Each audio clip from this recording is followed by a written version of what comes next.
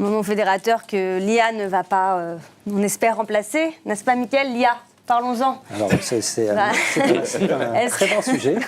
C'est vrai qu'aujourd'hui, je pense dans un peu même l'inconscient collectif, on a tendance à penser que l'intelligence artificielle va remplacer, parce que dans nos usages, petit à petit, on commence à demander à une IA d'écrire à notre place. Donc là, on a fait un exercice qui est intéressant, c'est de dire, tiens, est-ce qu'une IA est capable de corriger un texte truffé de fautes? Donc la mécanique est un petit peu différente d'un texte que vous écoutez, que vous devez écrire, l'objet dicté classique, on vous dicte quelque chose et vous le réécrivez.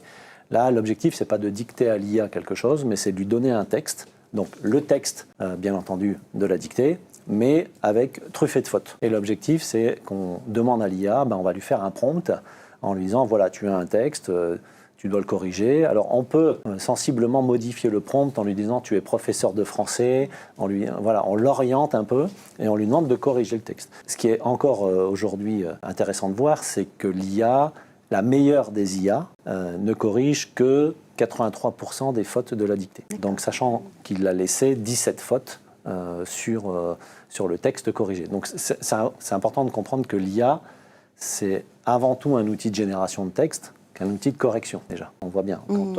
Et même dans l'outil de génération, on voit bien que la complexité parfois d'une langue, ses accords, les liens avec d'autres phrases, c'est quelque chose qui n'est pas encore réellement maîtrisé. Ça s'améliore.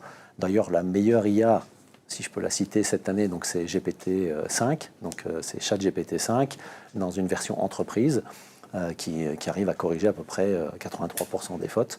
Aujourd'hui, on voit qu'il y a des IA qui sont encore loin de ce chiffre-là. Il y a des IA qui tournent à 50 ou 60% de correction, et il y a même des IA qui changent le texte. Donc ça, c'est marrant. Pourtant, on lui dit, tu ne dois pas changer le texte, tu dois vraiment corriger. Et à la fin, il nous a quand même changé un certain nombre de mots. Donc on voit la mécanique derrière de fonctionnement. En revanche, c'est quand même un peu meilleur que les correcteurs. Ça, c'est intéressant de voir aussi. Un correcteur orthographique est moins bien classé qu'une IA quand vous lui demandez de corriger le texte. Donc ça aussi, ça fait partie des évolutions de l'IA. On voit quand même ses limites aujourd'hui. Et on constate que la langue française, c'est aussi une langue qui peut faire quelques pièges. Voilà. Et donc, c'est pas si évident pour l'IA encore. L'IA a été classée...